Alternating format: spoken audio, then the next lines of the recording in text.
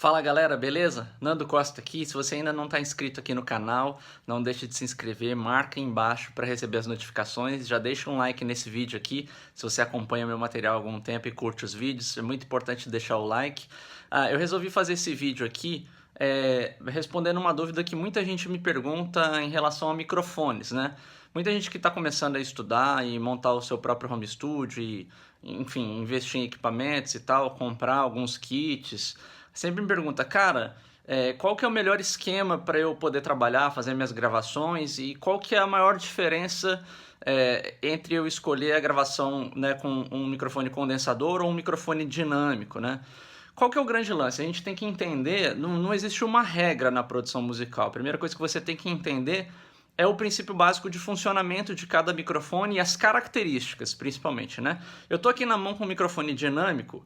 Muitas pessoas, quando você fala em microfone dinâmico, vão pensar aí num Shure SM58, que é um microfone tradicional de voz, ou um SM57 que a gente usa muito em guitarra, em bateria, caixa de bateria, enfim, N coisas. Esse aqui é um Electro-Voice RE20, também é um microfone bem clássico, dinâmico, tá? É um microfone que é muito utilizado em rádios e tal, e muita gente usa em estúdio também. Eu gosto muito de utilizar esse microfone, inclusive para voz, tá?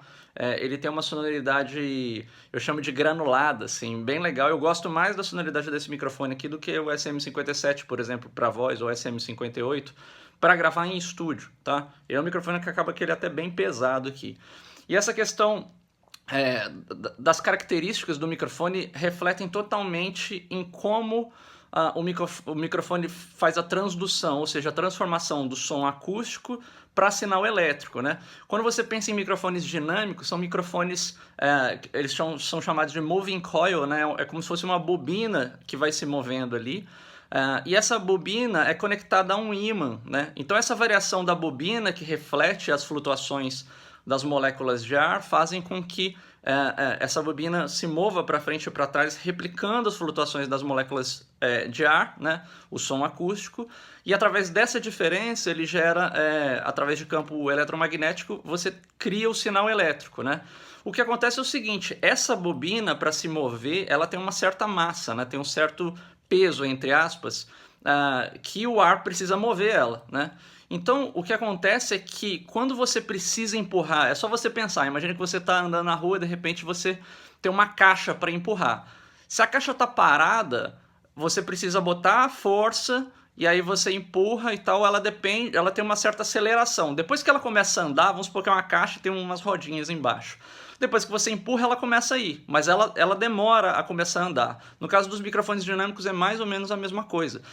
Por essa razão, quando você pensa em microfone dinâmico, quando o som atinge essa bobina, né, que está na cápsula do microfone, o que acontece é que existe uma certa demora para ela começar a se mexer, tá? E quando você pensa em áudio, tudo que você pensa em uma porção de tempo muito pequena é o que a gente chama de transientes, né? São as movimentações rápidas, assim, né? Os picos rápidos e tal. Então o que acontece é que, geralmente, microfones dinâmicos, eles tendem não rejeitar, assim, amaciar um pouco mais os picos do sinal justamente por essa razão. Se você observar qualquer manual de microfone dinâmico, você vai observar no espectro dele que na região do high-end, né, que é o topo do espectro, lá para cima de 8 ou 10K, você vai observar que começa a ter um roll-off, assim, começa a ter um decaimento no ganho das frequências para cima de 10K, alguma coisa assim. Justamente por isso, porque ele começa a, naturalmente, pelo processo de transdução dele, ele começa a amaciar os agudos. E isso é interessante porque é uma característica do microfone dinâmico que muitas vezes você utiliza e nem pensa por quê. Porque, por exemplo, você utiliza... a gente praticamente não vê microfones condensadores em microfones de guitarra, até tem, né? Mas é muito mais comum você ver microfones dinâmicos em microfones de guitarra. Por quê? Porque o som da guitarra, por exemplo, é um som que é onde as frequências muito altas, para cima de 8K, por exemplo, elas não são tão necessárias para definir o som de uma guitarra na mixagem. Então, muitas vezes você grava uma guitarra, você deve ter observado, principalmente a galera de home studio, às vezes não tem um microfone dinâmico, o cara vai lá, compra um kitzinho com microfone condensador e tudo mais, e aí começa a gravar guitarra, o som da guitarra vem igual uma caixa de abelha, assim, né? Que vem com excesso de agudo. É exatamente por isso, porque o microfone condensador, ele não funciona dessa maneira, já vou falar. Mas se você coloca um microfone dinâmico, o som já fica um pouco mais controlado, tá? Porque ele naturalmente já dá uma maciada nessas frequências mais altas. Então sempre que você pensar assim, cara, eu tenho que fazer uma captação onde é desejável que eu evite um pouco o excesso das altas. Quando você tiver essa situação, o microfone dinâmico é uma ótima solução, em termos de tonalidade, tá? Existem várias outras características, padrões polares, enfim, mas eu estou falando mais a questão da tonalidade em si. Então por isso que, por exemplo, para a guitarra é muito interessante o microfone dinâmico. Para a voz, a gente vê que é mais comum trabalhar com microfones condensadores, eu já vou falar, mas muitas vezes o microfone dinâmico é desejável também para a voz. Tem vários estilos, várias características de som de voz que definitivamente não funcionam muito legal com microfone condensador. Se você pega um som mais rústico, onde você quer uma coisa mais velada no som, né? O dinâmico é muito legal para fazer isso. Se você quer um som mais duro, né? A gente dá o nome de característica mais dura no som. Você pega um som de rap, por exemplo, né? Um som mais tipo de microfone na mão mesmo, e você quer o efeito de proximidade e tal, o dinâmico é muito legal. Quando você trabalha com gravação de metais, né? Metaleira, trio de naipe de metais e tal, eu gosto muito de gravar com microfones dinâmicos, inclusive se você observar várias gravações ao vivo, de DVD ao vivo e tal, muita gente trabalha, né? Você vê, por exemplo, a Sennheiser 421, você vê, até 57 mesmo eu já vi, você vê Beta 52, que é um microfone de bumbo, às vezes para captar o trombone e tal. E são microfones que, pela própria essência da transdução dele, eles aguentam muita pressão sonora, né? Por natureza. Então você pode até observar quando você vai fazer o ajuste de ganho, né, num microfone dinâmico, você tende a elevar o ganho muito mais, especialmente se a fonte sonora não tem tanta pressão sonora, né? Se você pegar tipo um Beta 52, um microfone de bumbo, se você pega esse microfone e tenta gravar uma voz, você vai ver que você vai ter que colocar o ganho do seu pré-amplificador no talo, porque ele naturalmente precisa de muito mais movimento de ar para fazer essa transdução do som. Então você vai observar que você precisa de muito mais ganho. Então, assim, tudo que eu penso que espectralmente eu não preciso tanto dos brilhos, né, das super altas, que as super altas vão ser dominadas por outros elementos dentro da mixagem, eu tendo a gravar com um microfone dinâmico. Então, às vezes, naipe de metais eu gosto de trabalhar com dinâmico. Eu gosto muito de microfones de fita também, que acaba que eu não vou comentar nesse vídeo, mas é um tipo de microfone bem legal também, que tem essas altas, né, essas frequências mais altas um pouco amaciadas também, funciona muito bem.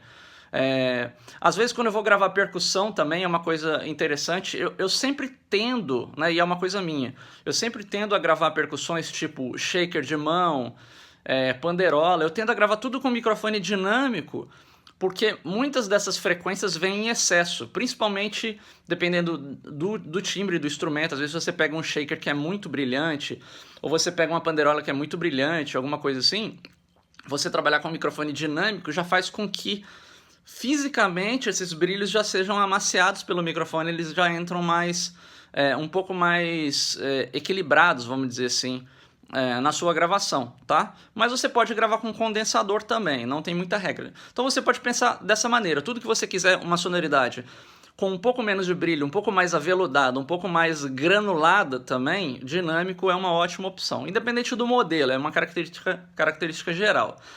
Em compensação, os microfones condensadores, né, eles trabalham com uma transdução de uma outra maneira. Você tem as duas plaquinhas de metal, que uma delas reage ao movimento do ar, né, e a variação de capacitância entre elas é que vai gerar a diferença de voltagem ali e tal, para gerar o sinal. Então, o grande lance é que no microfone condensador, né, essa movimentação dessa placa metálica é muito mais sensível, né? E aí, sendo muito mais sensível, um microfone condensador ele é muito mais reativo, muito mais sensível mesmo às frequências mais altas, aos transientes, né? Então, sempre que você pensar assim, cara, eu preciso de definição, eu preciso de high-end, eu preciso de uma definição mais pura de transiente, aí o microfone condensador é uma boa opção. Por isso que os microfones condensadores meio que são a base quando você está pensando em gravação de voz, porque realmente a voz, o ar da voz, né, a definição da sibilância e tudo mais, são bem enfatizadas por microfones condensadores de uma forma geral, tá? Quando você vai fazer, por exemplo, a gravação de um violão, praticamente sempre microfone condensador, pelo fato de realçar as super altas do violão, o som da palheta e tal. Se você grava um violão com microfone dinâmico, não tem nada errado. A questão é que você não vai ter essa informação, você não vai ter esse conteúdo. E o grande lance não adianta você colocar um equalizador depois e dar brilho, que o som não chega próximo. É porque simplesmente os agudos não aconteceram, né? Eles estavam no ar e não entraram, não viraram sinal elétrico. Essa que é a grande diferença. Então, na maior parte das vezes eu trabalho voz com microfone condensador, né? Guitarra eu tendo a praticamente nunca trabalhar com microfone condensador, porque a guitarra tende a ficar muito ardida, a não ser que seja uma guitarra com um som mais aveludado, com um som clean, que não tem tanto brilho, aí é legal, soa legal. Inclusive, muitas vezes, eu já até mostrei alguns vídeos aqui no canal de trabalhar com microfones combinados e tal. Às vezes eu deixo um condenser junto na guitarra, mas na maior parte das vezes o condenser fica mais baixo na mistura, ou às vezes eu nem utilizo, porque realmente tende a espetar. Você vai acabar tendo que tirar muito agudo, o som vem muito ardido. Se é a guitarra com drive, pode desistir. O microfone condensador praticamente nunca funciona. Mas para violão funciona bem. Para naipe de metais, aí varia muito do tipo de arranjo que você está fazendo, do tipo de sala que você está gravando, né? Quando você fala em metais ou sopro e tal, se é um instrumento solo, o comportamento do timbre é diferente de se for um naipe de metais, né? Geralmente com naipe de metais você tem uma soma de brilhos muito grande, a pressão sonora é maior, excita a acústica da sala nos brilhos muito mais, então você acaba tendo naturalmente muito mais brilho, né? Nada impede você gravar com condensador ou naipe de metais, mas provavelmente você vai acabar filtrando bastante agudo nas mixagens, né? Então, quando é naipe, eu tendo a gravar mais com dinâmico ou fita. Quando é solo, às vezes você pode gravar, né? Inclusive vários solistas gostam mais da sonoridade do condensador, tipo esse aqui que é o Neumann, o 87, que é muito utilizado tipo para sax solo ou para clarinete. Eu já gravei disco de clarinetista todo com condensador, nem era esse microfone não, era um Telefunken. Mas a sonoridade fica legal. Quando é um instrumento solo, quando é uma característica mais suave, você pode realçar esses brilhos que funcionam muito legal. Para voz é legal. Tem sempre uma dualidade, assim, tipo para bateria. Por exemplo, a bateria, a maior parte das vezes, tem muita pressão sonora.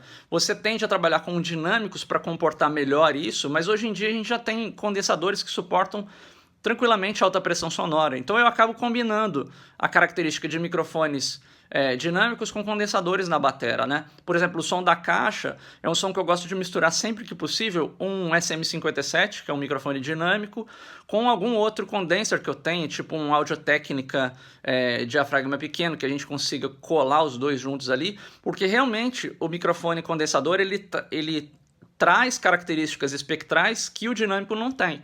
Então o topo da caixa já vem realçado quando você grava com condensador, que é um brilho que não tem naturalmente no dinâmico. Acaba que você vai encaixar ele na mixagem e vai funcionar. Se você gravar só com dinâmico, não tem o menor problema, a bateria funciona perfeitamente. Inclusive porque o brilho da bateria muitas vezes não vem das peças individuais, e sim vem do som dos overs, vem do som da sala e tudo mais, né? Então é uma combinação de componentes. Eu vou falar mais sobre esse termo e esse conceito, são componentes do som. Então as componentes que compõem o brilho da bateria não vem necessariamente do som direto das peças, e sim dos overs, né? Mas sempre que possível eu gravo. Às vezes eu gravo bumbo também com tipo um Beta 52 ou um D112, EKG, o que quer que seja o microfone que a gente tenha no estúdio, dinâmico, e alguma coisa, até mesmo um Neumann. Eu já utilizei várias vezes o Neumann 87 de fora do bumbo para ter uma outra tonalidade também, né, do microfone condensador. Mas o que? Quando você pensa nessa mistura de cores de microfones dinâmicos e condensadores, você realmente consegue compor uma paleta bem interessante, né?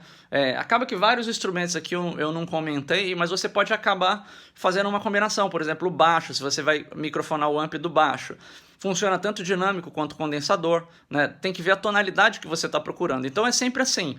Quais são as componentes, qual que é o sabor que você tem em cada fonte sonora. E aí, combinando os sabores, você consegue compor o seu som da maneira mais adequada, né, para a sua produção musical. Lembrando que sempre quem manda em tudo não são as questões técnicas, e sim a questão musical. Se você achar que, sei lá, você está gravando uma viola caipira, mas você tem que gravar com um microfone dinâmico, porque aquela música é um som de viola caipira alternativo, vamos dizer. Você pode, não tem nenhum erro, né? Mas se você quer um som de viola caipira cristalino, você vai trabalhar com um condensador. Então é você fazer essa escolha da paleta de cores, né, do espectro do som, de quais componentes você quer adicionar ao som, que você consegue escolher o melhor tipo de microfone para a melhor situação. E na dúvida, se você tem a opção, grave com 2 microfones, né? Muitas vezes eu até coloco... Acaba que a gravação que eu estou fazendo aqui eu não estou utilizando. Mas às vezes eu coloco tipo um dinâmico aqui e um condensador junto. Muita gente me pergunta assim, caramba, eu nunca vi esse negócio.